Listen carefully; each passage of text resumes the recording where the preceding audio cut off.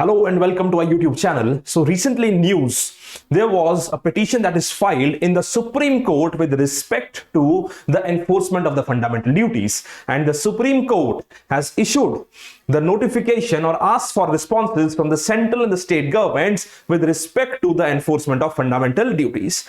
But before moving ahead, we have a special announcement for you that now finally the wait is over.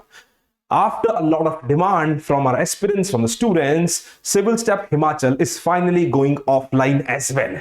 So now from next month, there will be offline classes available as well, along with the online classes, the pattern which is continuing, where we will be providing you live offline classes, live online classes, as well as the recorded online classes. So, moving ahead with this idea where I am telling you about the fundamental duties that the Supreme Court ने ये सवाल उठाया और पूछा supreme court ने state से और centre से कि क्या फंडामेंटल ड्यूटीज को एनफोर्सेबल होना चाहिए कि नहीं। अब ये जो पिटीशन कोर्ट में फाइल की गई है, ये पिटीशन कहती क्या है? Now this petition basically talks about this idea that fundamental duties are very intrinsic part of our constitution and they are very important for the basic understanding of our constitution. Now this petition talks about that how the fundamental duties motivate the people, motivate the citizens, motivate the people to contribute into the growth and betterment.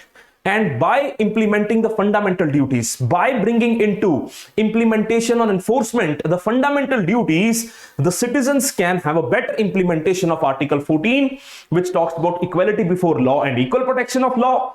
Article 19, which talks about 6 fundamental liberties, and obviously Article 21 of the Constitution, which is very important, that is right to life. The second understanding of the petition, it talks about this idea that fundamental duties, the chapter part 4a of our constitution, these fundamental duties, they serve as a basic idea that how these fundamental duties are important for the citizens, that it is not just that the citizens should continue demand for the fundamental rights. ठीक है, ये थोड़ी है कि हम सिर्फ मांगी जा रहे हैं कि इधर राइट्स दे दो, है ना? But we as a citizens also have some very important duties towards our society. So for example, recently Bombay High Court ने जजमेंट में कहा, कोविड-19 के दौरान बॉम्बे हाई कोर्ट ने कहा कि यार ये समय है हमें एज अ सिटीजन बताने का कि हम सोसाइटी के प्रति क्या कंट्रीब्यूट कर सकते हैं। तो जो फंडामेंटल ड्यूटीज का आइडिया है, ये फंडामेंटल ड्यूटीज का आइडिया ये बताता है that how the citizens can also contribute towards the betterment of the society. So rights and duties are to be correlated concept. Mahatma Gandhi का भी यही तो आइडिया था कि before demanding rights we should ask the citizens, और as citizens we should first implement our duties. तो दूसरी चीज जो पिटीशन ने कही वो ये कही कि किस तरह सिर्फ फंडामेंटल राइट्स नहीं but fundamental duties also talk about the certain basic norms for the betterment of our society. And the third thing is, the petition said that because of this non-enforceability of the fundamental duties, some public servants or some officers of the law, they basically are also not implementing them, which ultimately impacts the fundamental rights of the individual. तो ये petition court में file करी गई, जिस petition के basis के ऊपर supreme court ने सवाल भेजा सेंटर और सिटी स्टेट्स के पास about the enforcement of fundamental duties. Now, this fundamental duties is a concept that was added by Part 4A or under Part 4A by 42nd Constitutional Amendment Act 1976. Fundamental duties was not the originally, this is not originally the part of the original constitution or the original draft of the Indian Constitution. This was added under Part 4A, Article 51A by 42nd Amendment Act 1976 on the recommendations of Sardar Swaran Singh Committee. Sardar Swaran Singh committee की recommendations के ऊपर इसको add करा गया। Now these fundamental duties are non enforceable by its existence. They are non-enforceable by its existence, but similarly they can be made enforceable by law.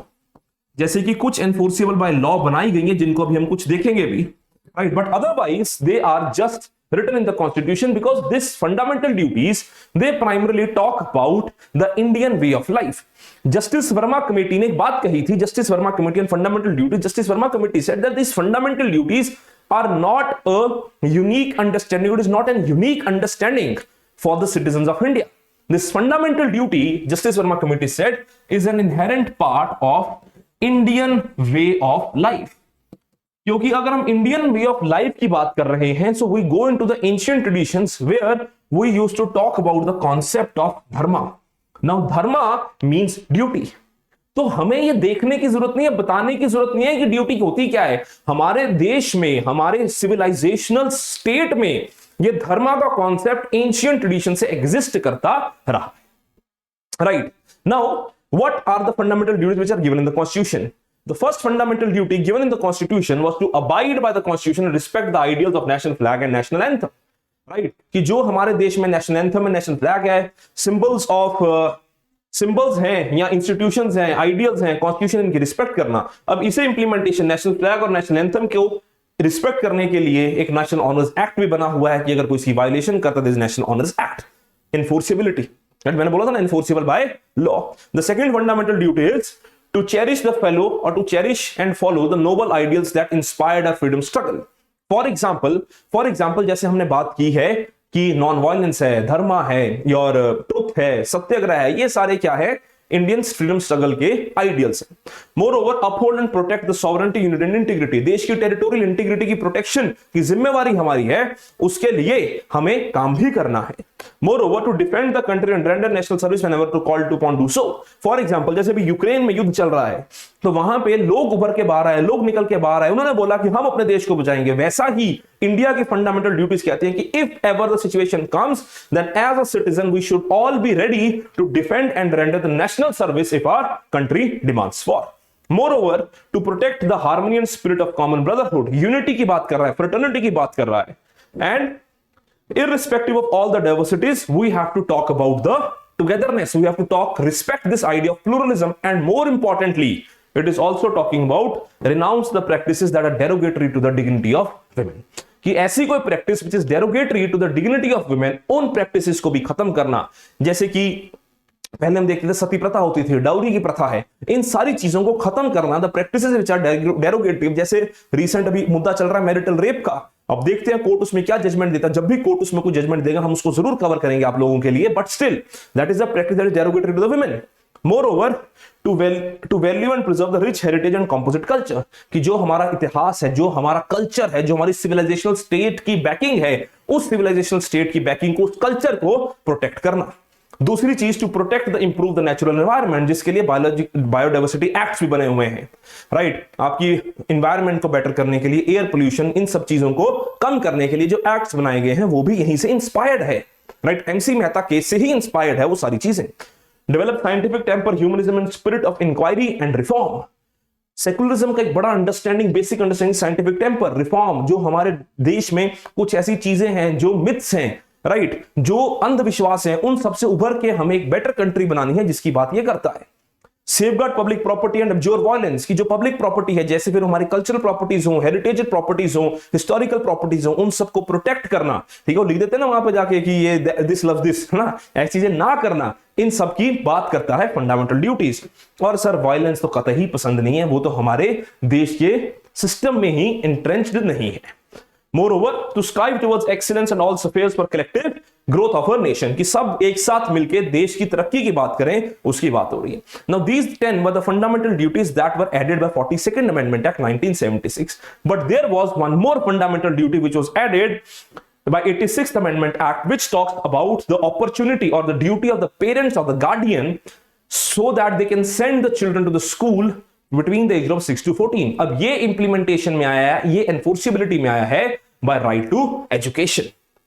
Now these are the 11 fundamental duties as of now which are present in the Indian Constitution.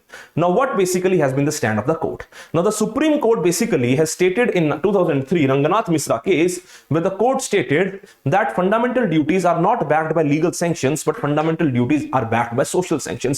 कि society इसको enforce करवाए, society motivate करे. जैसे मैंने Covid के दौरान की judgement की बात करी बॉम्बे हाई कोर्ट की, उसी की तरह और केसेस में सुप्रीम कोर्ट ने एक बात बोली. सुप्रीम कोर्ट कहता है कि importance of fundamental duty can be added और can be looked upon by the word fundamental that is used here. कह रहे अगर part 3 of the Indian constitution में फंडामेंटल राइट्स हैं, तो जो राइट्स आइडिया है, उस राइट्स आइडिया के साथ एक शब्द फंडामेंटल जुड़ा, जिसकी वजह से उसकी इंपॉर्टेंस बढ़ गई। उसी तरह जो हमारे देश में पार्ट 4A है कॉन्स्टिट्यूशन में, उसमें ड्यूटीज के साथ भी वर्ड फंडामेंटल जुड़ा हुआ है। तो उस फंडामेंटल वर्ड की वजह से जितनी इंपॉर्टेंस राइट्स की बढ़ी है, उतनी ही इंपॉर्टेंस ड्यूटीज की भी बढ़नी चाहिए, क्योंकि prefix fundamental tells us that how important these duties are.